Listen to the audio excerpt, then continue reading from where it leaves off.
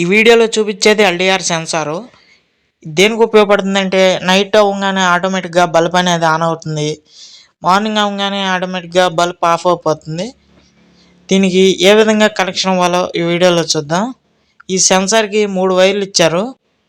అలాగే మనకి బల్బ్ నుంచి 2 వైర్లు వస్తాయి కదా, ఆ వైర్లు అనమాట ఇవి. ఇప్పుడు మనకి సెన్సార్ నుంచి వచ్చిన రెడ్ కలర్ వైరు, బల్బ్ నుంచి వచ్చిన రెడ్ కలర్ వైర్ని ఈ రెండాటిని జాయిన్ చేసుకోవాలి.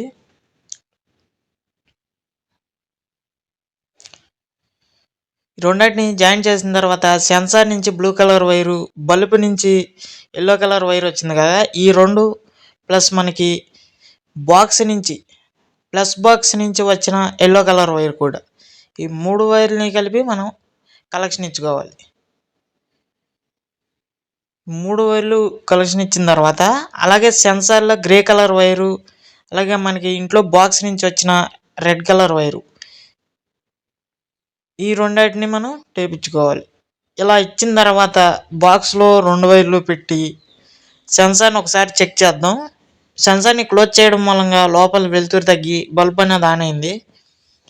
సెన్సార్ని ఓపెన్ చేసిన తర్వాత వెలుతురు పడి బల్బ్ అనేది ఆఫ్ అయిపోతుంది, చూశారు కదా.